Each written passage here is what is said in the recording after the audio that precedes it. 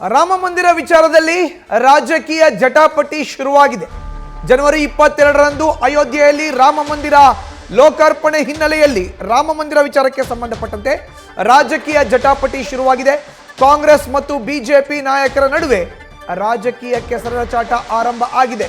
ಮಂದಿರ ಉದ್ಘಾಟನೆಗೆ ಸಿಎಂಗೆ ಆಹ್ವಾನಿಸಿಲ್ಲ ಅಂತ ಕಿಡಿಕಾರಲಾಗ್ತಾ ಇದೆ. ಬಿಜೆಪಿ ವಿರುದ್ಧ ಕಾಂಗ್ರೆಸ್ನ ನಾಯಕರು ಕಿಡಿಕಾರ್ತಾ ಇದ್ದಾರೆ.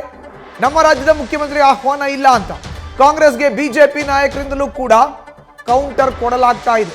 ಲೋಕಸಭಾ ಚುನಾವಣೆ ಹಿನ್ನೆಲೆ ಈ ಮಾತಿನ ಜಟಾಪಟಿ ಆರಂಭ ಆಗಿದೆ. ಜನವರಿ 22ರಂದು ಲೋಕಾರ್ಪಣೆ ಆಗ್ತಾ ಇರುವಂತ ಅಯೋಧ್ಯೆಯ ಶ್ರೀರಾಮ ಜನ್ಮಭೂಮಿಯಲ್ಲಿ ನಿರ್ಮಾಣ ಆಗಿರೋ ಅಂತ ರಾಮ ಮಂದಿರಕ್ಕೆ ಆಹ್ವಾನವನ್ನ ಕೊಟ್ಟಿಲ್ಲ ಅನ್ನೋ ವಿಚಾರವನ್ನ ಮುಂದಿಟ್ಕೊಂಡು ಕಾಂಗ್ರೆಸ್ ಬಿಜೆಪಿ ನಾಯಕರ ನಡುವೆ ರಾಜಕೀಯದ ಕೆಸರಚಾಟ ಇದೀಗ ಆರಂಭ ಆಗಿದೆ.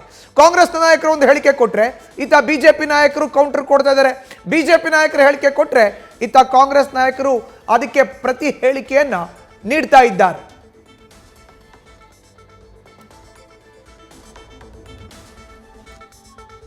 ಜನವರಿ 22ರಂದು ಅಯೋಧ್ಯೆಯ ರಾಮ ಜನ್ಮಭೂಮಿಯಲ್ಲಿ ಲೋಕಾರ್ಪಣೆ ಆಗ್ತಾ ಇರುವಂತ ರಾಮ ಮಂದಿರ ವಿಚಾರಕ್ಕೆ ಸಂಬಂಧಪಟ್ಟಂತೆ ನೇರವಾಗಿ ಈಗ ರಾಜಕೀಯ ಕೆಸರಚಾಟ ಆರಂಭ ಆಗಿದೆ.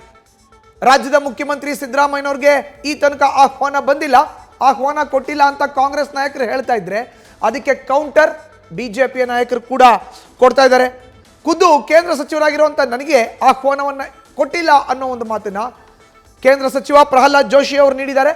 ಮತ್ತೊಂದು ಕಡೆ ಕಾಂಗ್ರೆಸ್ನ ನಾಯಕರು ಎಚ್ ಆಂಜನೇಯ ಆದಿಯಾಗಿ ಎಂಬಿ ಪಾಟೀಲ್ ಕೂಡ ಈಗ ಹೇಳಿಕೆಯನ್ನು ನೀಡಿದ್ದಾರೆ. ನ್ಯೂಸ್ ಫಸ್ಟ್ ನಿರ್ಭೀತಿಯಿಂದ ನಿಮ್ಮ ಪರವಾಗಿ.